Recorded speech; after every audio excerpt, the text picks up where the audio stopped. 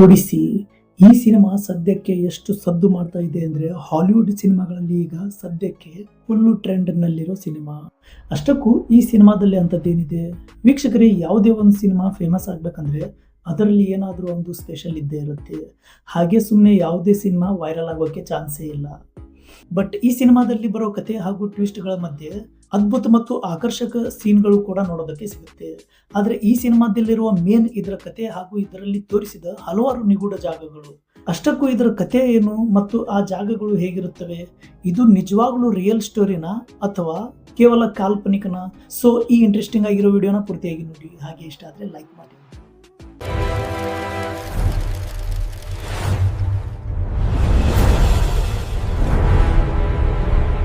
ವೀಕ್ಷಕರೇ, cinema start ಆಗೋದು ಹಲವಾರು ವರ್ಷಗಳ ಹಿಂದಿನ ಪ್ರಸ್ತುತ ಅಮರಯಾನ ಯುದ್ಧದ ನಾಯಕನಾಗಿದ್ದ ಒಡಿಸ್ಸಿಯ ಕಥೆಯಾಗಿದ್ದು, ಈ ಸಿನಿಮಾದ ಕತೆ ಹಾಗೂ ಇದರಲ್ಲಿ ತೋರಿಸುವ ಸೀನ್ಗಳು ಎಷ್ಟರ ಮಟ್ಟಿಗೆ ನಿಜ ಹಾಗೂ ಎಷ್ಟು ಕಾಲ್ಪನಿಕ ಕಥೆಯಾಗಿದೆ ಅಂತ ನೋಡೋದಕ್ಕಿಂತ ಮುಂಚೆ ಹೆಚ್ಚು ಟೈಮ್ ವೇಸ್ಟ್ ಮಾಡದೆ ಈ ಸಿನಿಮಾದಲ್ಲಿರುವ ಮೇನ್ ಸ್ಟೋರಿ ಬಗ್ಗೆ ನೋಡಿ. ಚಿತ್ರದಲ್ಲಿ ತೋರಿಸುವ ಫಸ್ಟ್ ಸೀನ್, ಟ್ರೋಜನ್ ಯುದ್ಧ ಮುಗಿದ ಮೇಲೆ ಯುದ್ಧ ಗೆದ್ದು ಹಲವಾರು ವರ್ಷಗಳು ಆದರೂ ಕೂಡ ಇದರಲ್ಲಿರುವ ಒಡಿಸ್ಸಿ ನಾಯಕ ಕಾಣೆಯಾಗುತ್ತಾನೆ.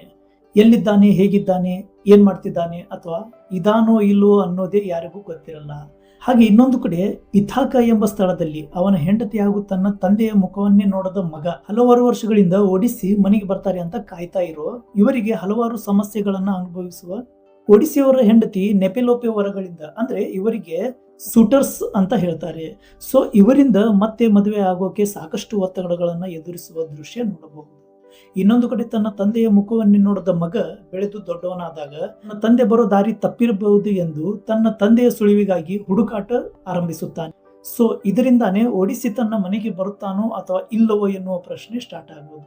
ಇಲ್ಲಿ ಒಂದು ಮರದ ಕುದುರೆ ಸೀನ್ ತೋರಿಸಲಾಗುತ್ತೆ. ಇದರಲ್ಲಿ ಒಡಿಸ್ಸಿ ತಾಳ್ಮೆ ಹಾಗೂ ಬುದ್ಧಿವಂತಿಕೆಯನ್ನ ತೋರಿಸಲಾಗಿದ್ದು, ಚಿತ್ರದಲ್ಲಿ ಕೇಳಿ ಬರುವ ಹಾಗೆ ಎದುರಾಳಿಗಿಂತ ಶಕ್ತಿಶಾಲಿ ಆಗಿರ್ಬೇಕಂತ ಏನಿಲ್ಲ, ಆದ್ರೆ ಬುದ್ಧಿವಂತನಾಗಿರ್ಬೇಕು. ಈ ಡೈಲಾಗ್ ಪೂರ್ತಿ ಈ ಕಥೆಯ ಸಾರಾಂಶವನ್ನ ಹೇಳುತ್ತೆ. ಆದ್ರೆ ಈ ಸಿನಿಮಾದಲ್ಲಿ ಯುದ್ಧ ಹೇಗೆ ಸ್ಟಾರ್ಟ್ ಆಗುತ್ತೆ, ಹೇಗೆ ಚಾತುರ್ಯದಿಂದ ಯುದ್ಧನ ಗೆಲ್ತಾರೆ, ಇದಕ್ಕೆ ಒಡಿಸ್ಸಿಯವರ ಪಾತ್ರ ಎಷ್ಟು ಅಂತ ತೋರಿಸುವ ಮೂಲಕ ಯುದ್ಧ ಮುಗಿದ ಮೇಲೆ ಒಡಿಸ್ಸಿ ತನ್ನ ಮನೆಗೆ ಹೋಗೋಕೆ ಎಷ್ಟು ಪ್ರಯತ್ನ ಪಡ್ತಾರೆ, ಅಲ್ಲಿಂದ ಅವರಿಗೆ ಸ್ಟಾರ್ಟ್ ಆಗುವ ಸಮಸ್ಯೆಗಳು ಒಂದಲ್ಲ ಎರಡಲ್ಲ. ಗೆಲುವು ಎಂದರೆ ಏನು, ಯುದ್ಧ ಗೆದ್ದವನು ನಿಜಕ್ಕೂ ಅದೇ ವ್ಯಕ್ತಿಯಾಗಿ ಮನೆಗೆ ಹೋಗ್ತಾನ ಎಂಬ ಪ್ರಶ್ನೆ ಸಿನಿಮಾ ನೋಡೋರಿಗೆ ಬರುತ್ತೆ. ಅವರು ಮನೆಗೆ ಹೋಗ್ಬೇಕು ಅಂತ ಅಂದುಕೊಂಡಿರುವ ದಾರಿಯಲ್ಲಿ ರಾಕ್ಷಸರು, ದೇವತೆಗಳು ಮತ್ತು ಅದ್ಭುತ ದ್ವೀಪಗಳು ಹಾಗೂ ಮಾಯಾಲೋಕ ಇಂತಹ ಅನೇಕ ಸವಾಲುಗಳನ್ನು ಎದುರಿಸುತ್ತಾ ತನ್ನ ಬುದ್ಧಿವಂತಿಕೆಯಿಂದ ಮುಂದುವರಿಯುವ ಕತೆ ಇದಾಗಿದ್ದು, ಈ ಸೀನ್ಗಳನ್ನ ನೋಡ್ಬೇಕು ಅಂದ್ರೆ ನೀವು ಒಂದು ಸಲನಾದ್ರೂ ಸಿನಿಮಾ ನೋಡಲೇಬೇಕು. ಇಷ್ಟೆಲ್ಲ ಕೇಳಿದ ಮೇಲೆ ಕಾಡುತ್ತಿರುವ ಮೇನ್ ಪ್ರಶ್ನೆ ಏನಪ್ಪಾ ಅಂದ್ರೆ, ಈ ಸ್ಟೋರಿ ಎಷ್ಟರ ಮಟ್ಟಿಗೆ ನಿಜ? ಈ ಸಿನಿಮಾ ಒಡಿಸ್ಸಿ ನಿಜವಾದ ಐತಿಹಾಸಿಕ ಕಥೆಯಲ್ಲ. ಇದು ಒಡಿಸ್ಸಿ ಎಂಬ ಪ್ರಾಚೀನ ಗ್ರೀಕ್ ಮಹಾಕಾವ್ಯವಾಗಿದ್ದು, ಇದನ್ನು ಸಾಂಪ್ರದಾಯಿಕ ಪ್ರಕಾರ ಹೋಮರ್ ರಚಿಸಿದ್ದಾರೆ ಎಂದು ಪರಿಗಣಿಸಲಾಗುತ್ತೆ.